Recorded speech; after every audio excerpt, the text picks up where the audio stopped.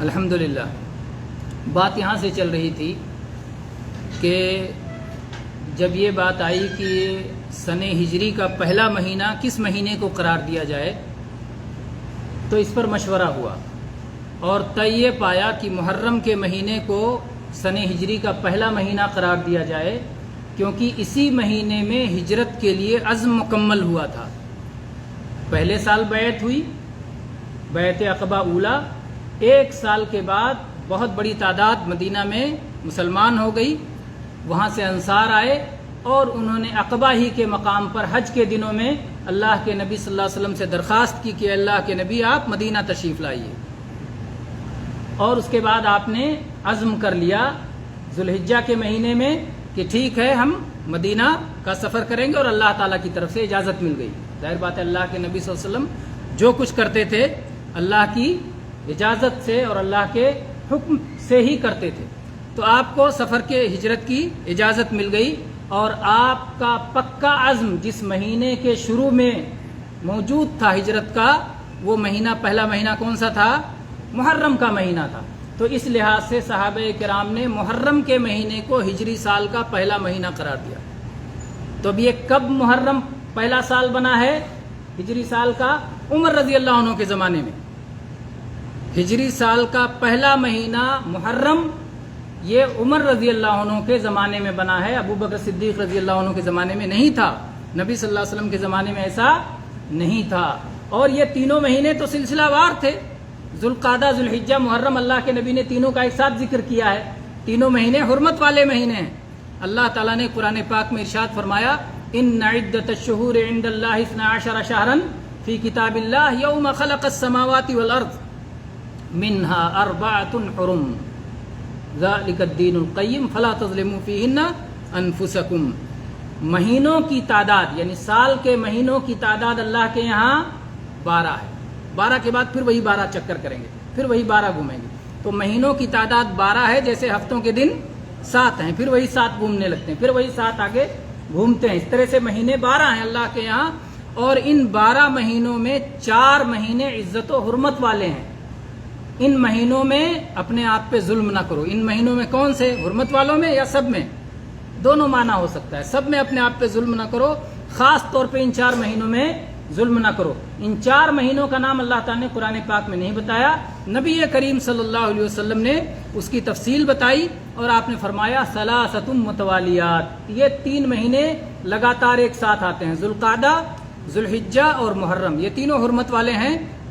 اور چوتھا مہینہ ہے رجب و مضر الذی بین جمادہ و شعبان۔ رجب جو مضر قبیلے کا مہینہ ہے، مضر قبیلے والے اس مہینے کا خاص احترام کرتے تھے رجب کا، تو ان کے نام یہ منسوب ہو گیا۔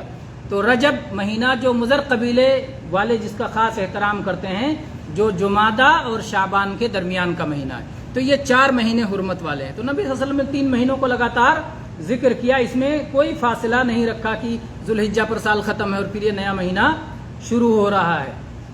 بہرحال کہنا یہ ہے کہ جو یہ تصور بعض لوگ بنانے کی کوشش کرتے ہیں کہ اب سال ختم ہو رہا ہے اور سال نیا شروع ہو رہا ہے، اور اس کو شریعت سے جوڑ کر کے بہت ساری باتیں کہی جاتی ہیں، تو اس کا حقیقت یہ ہے کہ شریعت سے کوئی تعلق نہیں ہے۔ اس لیے اگر کچھ لوگ اپنے اعمال میں جو ہے آپ کو گمراہی میں مبتلا کرنا چاہیں اور کچھ ایسی چیزوں کو دین کا حصہ بتانا چاہیں جو سال کے آخری دنوں سے متعلق ہے یا سال کے ابتدائی دنوں سے متعلق ہے، تو ان کا آپ رد کر دیں، آپ رد کر دیں کہ نہیں، ایسی کوئی چیز نہیں ہے، کیونکہ ہجری سال یہ عمر فاروق رضی اللہ عنہ کے زمانے سے شروع ہوا ہے، اور یقیناً یہ ہمارے لیے خلیفہ راشد کی سنت ہے، خلیفہ راشد کی سنت ہے۔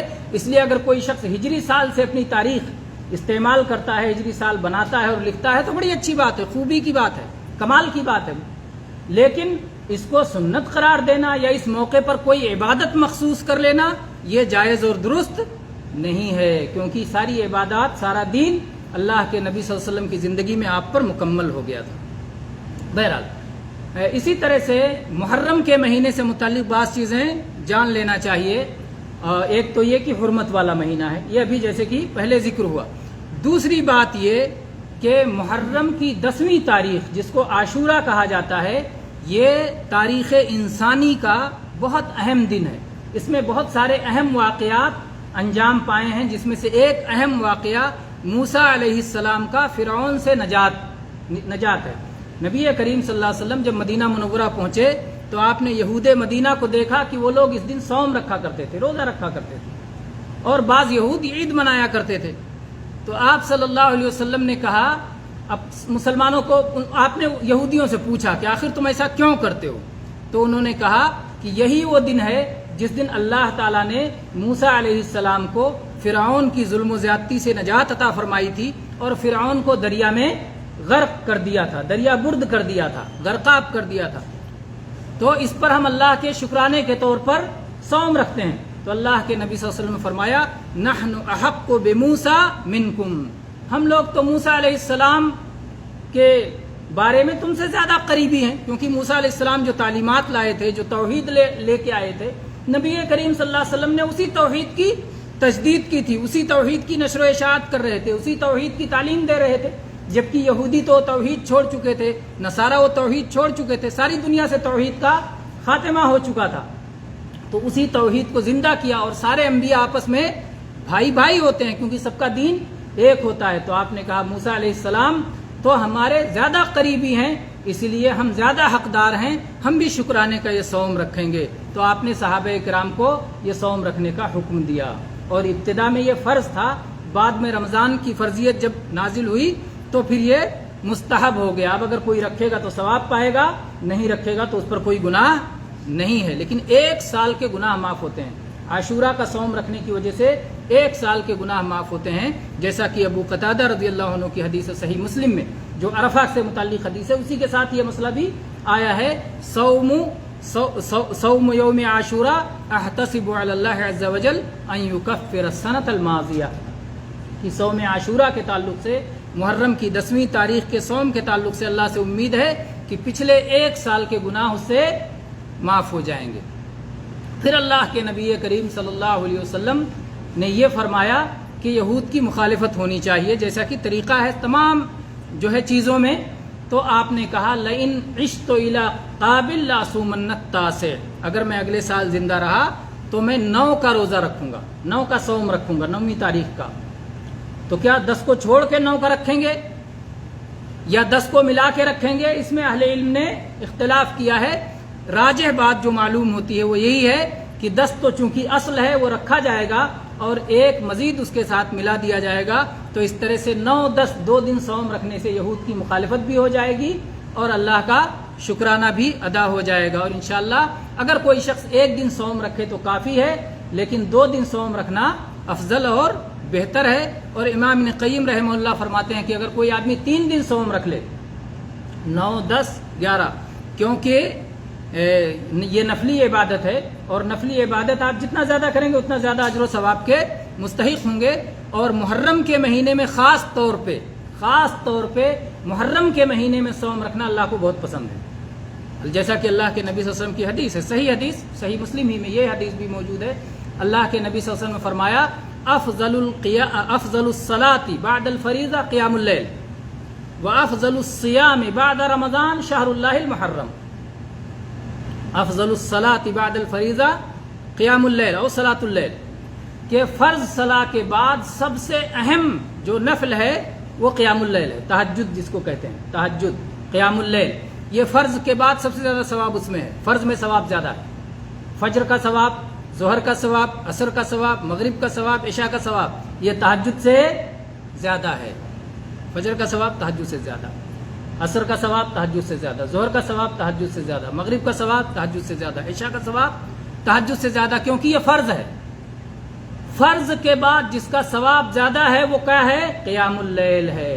فجر سے پہلے کی 2 سنتیں، ظہر سے پہلے کی 4 اور بعد کی 4 سنتیں، عصر سے پہلے کی 4 سنتیں، مغرب سے پہلے کی 2 بعد کی 2 سنتیں، عشاء سے پہلے کی 2 بعد کی 2 سنتیں، ان سنتوں کے مقابلے میں تہجد کا ثواب آپ کو زیادہ ملے گا، اس لیے کہ نبی صلی اللہ علیہ وسلم نے فرمایا افضل الصلاۃ بعد الفریضہ قیام اللیل، صلاۃ اللیل، رات کی صلاح کا ثواب فرض کے بعد سب سے زیادہ ہے، افضل ہے۔ اور صیام کے معاملے میں آپ نے فرمایا افضل الصیام بعد رمضان شہر اللہ المحرم، رمضان کے مہینے کے بعد جس مہینے میں صوم رکھنے کا سب سے زیادہ ثواب ملے گا وہ کون ہے؟ اللہ کا مہینہ محرم ہے. تو آپ نے ایک تو اس کو اللہ کا نام لے کے منسوب کیا، اللہ کا مہینہ، جبکہ سارے مہینے اللہ کے مہینے ہیں. لیکن سارے مہینوں کے بارے میں یہ بات حدیث میں نہیں آئی، نہ قرآن پاک میں آئی کہ اللہ کا مہینہ ہے. لیکن محرم کے بارے میں صراحت کے ساتھ یہ اللہ کا مہینہ ہے. بھئی ساری مسجدیں اللہ کا گھر ہیں، لیکن کعبہ کے بارے میں باقاعدہ بیت اللہ کا گھر ہے، کعبہ، بیت اللہ الکعبہ. تو اس لیے کعبہ کا درجہ بقیہ مسجدوں کے مقابلے میں، مسجد حرام کا درجہ بقیہ مسجدوں کے مقابلے میں زیادہ ہے. ایسے ہی محرم کے مہینے کا معاملہ ہے، باقی مہینوں کے معاملے میں محرم کا مہینہ یہ اللہ کا مہینہ ہے، اور اس مہینے میں صوم رکھنے کا ثواب، نفلی صوم رکھنے کا ثواب بقیہ مہینوں کے مقابلے میں زیادہ ہے. تو یہ تین چار مسائل ہو گئے جو کہ ہمیں یاد رکھنا چاہیے محرم کے تعلق سے. ایک یہ کہ محرم حرمت والا مہینہ ہے، دوسرے یہ کہ محرم کے مہینے میں نفلی صوم رکھنا یہ اللہ تعالیٰ کو بہت پسند ہے. تیسرے یہ کہ عاشورہ کا صوم رکھنے سے 1 سال کے گناہ معاف ہو جاتے ہیں. چوتھے یہ کہ یہود کی مخالفت کے لیے 9ویں کا صوم رکھ لینا چاہیے. اور 5ویں بات کہ اگر 9ویں 10ویں کے علاوہ کوئی آدمی 11ویں یا اور بھی نفلی صوم رکھتا ہے تو انشاءاللہ اس کو اور زیادہ اجر و ثواب ملنے کی امید ہے، اللہ سے امید ہے. تو ان چند باتوں پر آج کے درس کو مکمل کرتے ہیں اور اس کے بعد سوال و جواب کا سلسلہ رکھتے ہیں. الحمدللہ سوال و جواب کے ذریعے سے بہت ساری مفید باتیں آ جاتی ہیں، تو انشاءاللہ اس کے باقی سلسلہ سوال و جواب کرے گا. جزاکم اللہ خیر. السلام علیکم ورحمۃ اللہ وبرکاتہ. وآخر دعوانا ان الحمدللہ رب العالمین. کاٹ کے